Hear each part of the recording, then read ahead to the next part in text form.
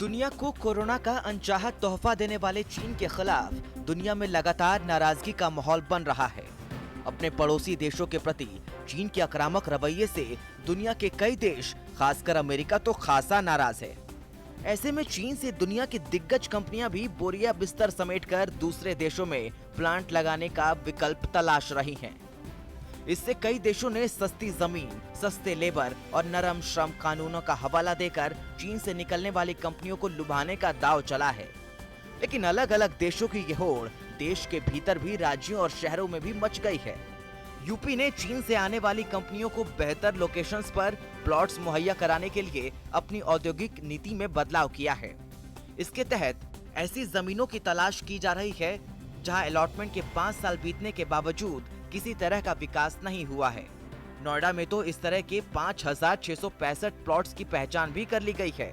इसके साथ ही औद्योगिक सेक्टर्स में कमर्शियल गतिविधियां चलाने की भी मंजूरी नहीं होगी। इससे स्मार्ट सिटी का सपना भी साकार होगा। जाहिर है, जिस तरह से देश में 100 स्मार्ट सिटी बनाने की लंबे समय से बात चल रही है, वो मौजूदा हालातों में एक मुश्किल लक्ष्य बनकर रह गया है। एक ही सेक्टर में तमाम तरह की गतिविधियों के होने से वहां पर पार्किंग समेत तमाम समस्याएं लोगों की परेशानी का सबब बन जाती हैं। कारोबारियों का मानना है कि सरकार के इस कदम से मौजूदा शहरों को भी स्मार्ट सिटी में तब्दील करने की एक शुरुआत देखने को मिल सकती है। और माननीय राज्यपाल महोदय द्वारा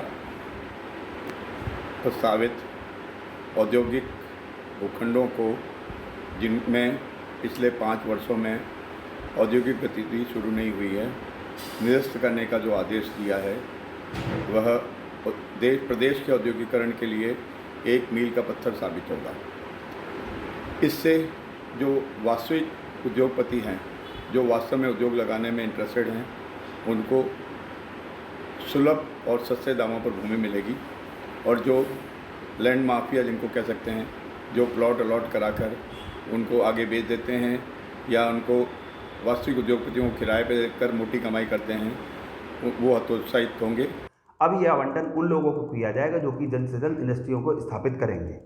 इसके साथ ही हमारे भारत के प्रधानमंत्री श्री नरेंद्र मोदी जी के आत्मनिर्भर भारत के सपने को बल मिलेगा, जिससे कि भारत में विदेशी कंपनियां आकर अपना इन्वेस्टमेंट कर सकें और लोगों को रोजगार मिल सके।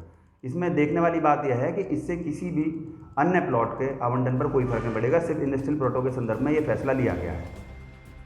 हालांकि सरकार के इस आदेश के दायरे में ग्रुप हाउसिंग, रेजिडेंशियल समेत बाकी सेगमेंट को परेशान होने की जरूरत नहीं है।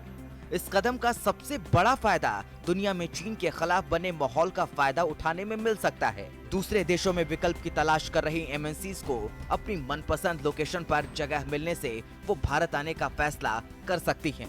ऐसे में यूपी सरकार की ये पॉलिसी विदेशी कंपनियों को राज्य में लुभाने में कामयाब हो सकती है।